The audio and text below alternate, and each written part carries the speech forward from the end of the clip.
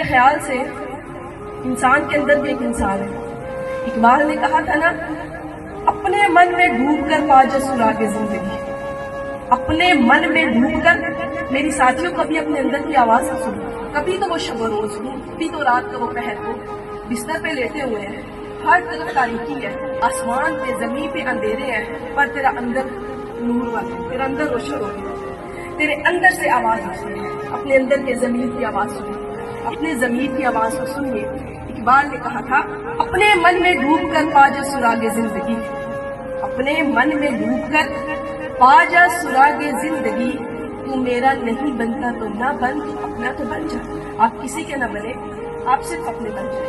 افسوس تو یہ ہے ہم اپنے بھی نہیں. میرے استاد ایک بات فرمایا کرتے تھے، اور میں اپنے شاگردوں اسٹاف کو وہ بات کہا کرتی ہوں. میرے استاد فرماتے تھے، جو بندہ اپنی غلطی کو تسلیم نہیں کرتا وہ ساری زندگی ٹھوکریں کھاتا ہے. پھر میں نے اس چیز کو آبزرو کیا اور حقیقت ایسے ہی تھی. اور پھر اللہ رب العزت نے سورہ نصر میں ایک چیز فرمایا، اذا جاء نصر اللہ والفتح ورأيت الناس يدخلون في دين الله افواجا فسبح بحمد ربك واستغفر انه كان توابا. دو چیزیں یہاں پہ فرمائی. رب فرمایا فسبح بحمد ربک. اس کا میں بڑا آسان سے ترجمہ آپ کے سامنے کرتی ہوں، سارے ترجمے چھوڑ کے. رب بے عیب ہے، فسبح بحمد ربک واستغفر. اس کا سیکنڈ جو ہے وہ ہے واستغفر.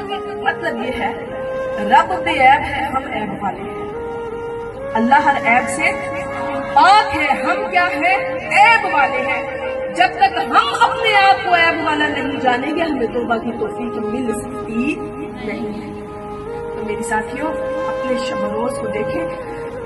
اور اقبال بھی کہتے ہیں، جو قومیں اپنی شب و روز کو دیکھتی ہیں، مراقبہ کرتی ہیں، محاسبہ کرتی ہیں، کیے پہ شرمندہ ہوتی ہیں، وہ کبھی بھی قومیں برباد نہیں ہوتی، وہ ہمیشہ آباد رہتی ہیں. تو میری ساتھیوں، اپنے ضمیر کی آواز کو سنو، اور جو قومیں اپنے ضمیر کی آواز کو سنتی ہے وہ ہمیشہ کامیاب اور بلند ہی رہتی ہے.